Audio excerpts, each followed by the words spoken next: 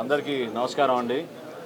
ఈరోజు రాష్ట్ర వ్యాప్తంగా వినియోగదారులకి సామాన్య ప్రజలకి ఒక పండుగ. ముఖ్యమంత్రి గారి ఆదేశాలతో రాష్ట్ర వ్యాప్తంగా సామాన్యులకి అందుబాటులో ఉంచడానికి కోసం మా ప్రభుత్వం తీసుకున్న అనేక సంక్షేమ పథకాలతో పాటు వినియోగదారులకి నిత్యావసర సరుకులు సరైన ధరకు అందించాలనే ఒక ప్రయత్నం ఒక 10 రోజుల నుంచి మా డిపార్ట్మెంట్ అంతా కూడా కృషి చేశారు. అనేక ప్రాంతాల్లో రైతుల గురించి మేము కలిసినప్పుడు వాళ్ళ సమస్యలు మేము అర్థం చేసుకున్నప్పుడు ఉప ముఖ్యమంత్రి గారు పవన్ కళ్యాణ్ గారు కాకినాడలో కూడా మేము రైతులకి ధాన్యం కొనుగోలు విషయంలో అన్యాయం జరుగుతున్న దానిపైన ఆ రోజు కూడా మేము పోరాటాలు చేశాం. గిట్టుబాటు ధర, కనీస మద్దతు ధర అనే 2 అంశాలపైన రైతుకి ఎక్కడ అన్యాయం జరగకూడదని చెప్పి మా శాఖ నుంచి మేము గత ప్రభుత్వం సుమారు 36,000 కోట్ల రూపాయలు కార్పొరేషన్ ద్వారా రుణాలు తీసుకుని 1,650 కోట్లు బకాయిలు రైతులకి చెల్లించకుండా వెళ్ళిపోయింది. అయినా కానీ ఇంత క్లిష్ట పరిస్థితుల్లో, ఆర్థిక ఇబ్బందుల్లో గౌరవ ముఖ్యమంత్రి గారి చొరవతోటి, ఉప ముఖ్యమంత్రి గారు చూపించిన చొరవతోటి 1,000 కోట్ల రూపాయలు తక్షణమే ఆర్థిక సాయం ఏదైతే రైతులు మేము చెల్లించాలో 1,600 కోట్ల నుంచి 1,000 కోట్ల రూపాయలు మేము ఆల్రెడీ చెల్లించాం.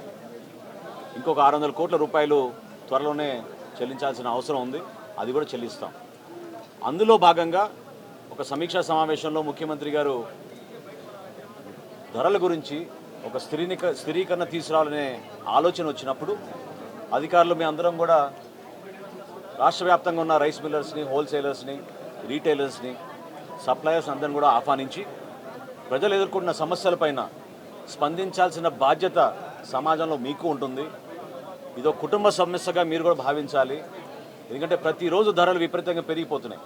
కందిపప్పు 181 రూపాయలు కిలోకి అమ్ముతున్నారు మార్కెట్లో. సామాన్యులు పాపం చాలా ఇబ్బంది పడుతున్నారు.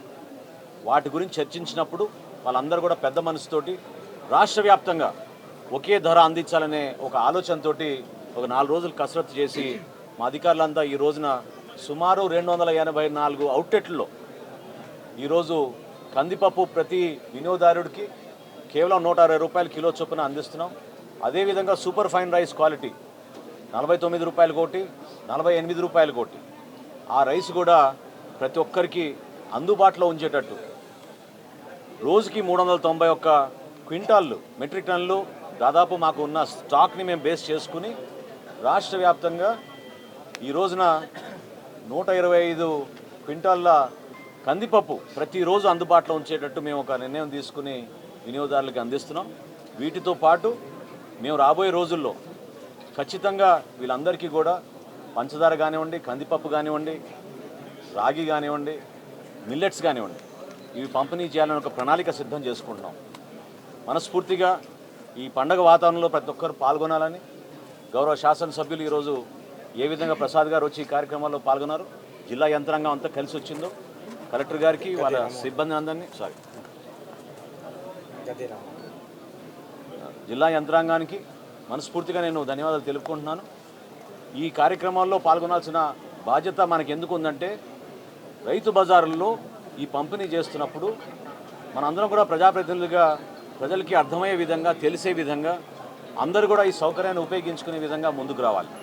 సో ఈ కార్యక్రమాల్లో పాల్గొని విజయవంతం చేసినందుకు, మమ్మల్ని ఆహ్వానించినందుకు పెద్దలు గద్దె రామ్మోహన్ గారికి, అదేవిధంగా ఇక్కడ ఉన్న పార్టీ నాయకులందరికీ కూడా మనస్ఫూర్తిగా నేను ధన్యవాదాలు తెలుపుకుంటున్నాను.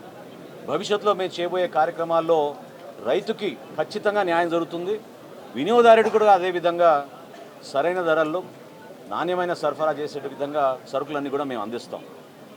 దీంతో పాటు మేము రాష్ట్ర వ్యాప్తంగా ఎక్కడ కూడా పొరపాటు జరగకుండా మా పబ్లిక్ డిస్ట్రిబ్యూషన్ సిస్టంలో సామాన్యులకి అందించాల్సిన రైస్ని ఎక్కడ కూడా పొరపాటు జరగకుండా, అవకతవకలు జరగకుండా అందించే బాధ్యత కూడా మేము తీసుకుని అన్ని ప్రాంతాల్లో మేము దాడులు చేసుకుంటూ ఎక్కడ కూడా పొరపాటు లేకుండా మిల్లర్స్ అందరినీ కూడా సహకరించమని నేను కోరడం జరిగింది. దానికి వాళ్ళు మనస్ఫూర్తిగా ముందుకొచ్చారు.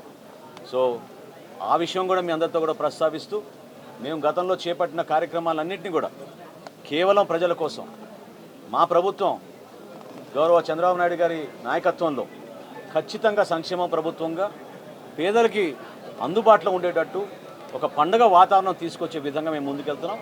దానికి మీరందరూ కూడా సహకరించమని మనస్ఫూర్తిగా కోరుకుంటున్నాను. సార్ ఇంకా ఈ నెంబర్స్ ఏమైనా పెరుగుతాయా? స్టాల్స్ నెంబర్స్ పెరుగుతాయి అంటే ఈ మొదటి రోజు కదండి, ఈ రోజు ఉన్న స్పందన చూసి ప్రతి ఒక్కరు కూడా చాలా ఆశ్చర్యపోతున్నారు. ఇప్పుడే నేను ఎమ్మెల్యే గారితో కూడా నేను మాట్లాడినప్పుడు అదే అన్నాను, రైతు బజార్లో ఈ విధంగా స్పందించినది చాలా గొప్ప విషయం. 284 అవుట్లెట్లు ఈరోజు ప్రారంభించాం. ఇది కేవలం రైతు బజార్లే కాదు, మన రాష్ట్రంలో ఉన్న హోల్సేలర్స్ అందరూ కూడా, రీటైలర్స్ అందరూ కూడా ఇదే ధరకు అమ్మాలనే ఒక నిర్ణయానికి వచ్చాం. సో పెద్ద పెద్ద రీటైలర్స్ డీమార్ట్ కానీ, రిలయన్స్ కానీ, ఉషోదయ కానీ ఇవన్నీ ఏవైతే ఉన్నాయో సూపర్ బజార్లు, వాటన్నింటిలో కూడా ఇదే ధరకి 160 రూపాయలకి కందిపప్పు సామాన్యులకు అందించే విధంగా చర్యలు తీసుకున్నాం. అంటే దీనికి ఏమైనా వాళ్ళతో మాట్లాడడం చర్చ జరిగింది, వాళ్ళు అంగీకారం వచ్చినాకనే మేము నిర్ణయం తీసుకుని ప్రకటించాం. భాస్కర్ రావు గారు, కుమ్మడి వెంకటేశ్వర గారు ఉన్నారు.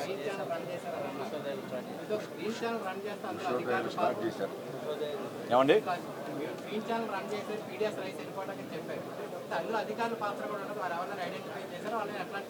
ఒక్క కాకినాడలోనే ఈ రోజు వరకు మేము 43,249 మెట్రిక్ టన్నులు బియ్యాన్ని మేము సీజ్ చేసాం.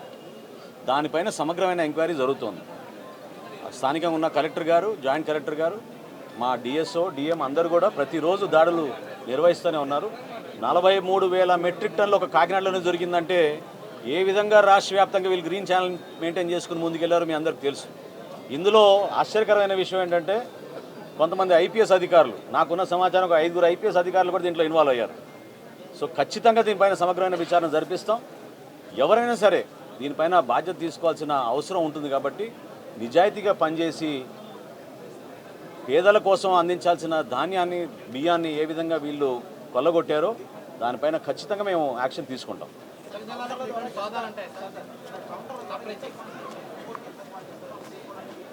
కందిపప్పు బియ్యం 5 కిలోలండి, కందిపప్పు 1 కిలో అండి. జరుగుతూనే ఉన్నాయండి, జరుగుతూనే ఉన్నాయి. ప్రతి జిల్లాలో కూడా జరుగుతున్నాయి. విజిలెన్స్ అధికారులు అప్రమత్తంగా ఉన్నారు, రెవెన్యూ శాఖ అప్రమత్తంగా ఉన్నారు. ఖచ్చితంగా దీనిపైన సమగ్రమైన విచారణ జరిపే విధంగా క్షేత్రస్థాయిలో ఎక్కడ కూడా పొరపాటు జరగకూడదు. పీడిఎస్ సిస్టమ్ ద్వారా అందించాల్సిన బియ్యాన్ని పేదవాడికి అందించాలి. అంతేగాని ఈ దళారుల కోసం కొంతమంది రాజకీయ నాయకులు వాళ్ళు వేల కోట్లు సంపాదించిన దాన్ని మాత్రం మేము ఖచ్చితంగా దానిపైన సీరియస్ యాక్షన్ తీసుకుంటాం. థ్యాంక్ యూ రామన్ గారు, sorry. Once again, thank you so much for organizing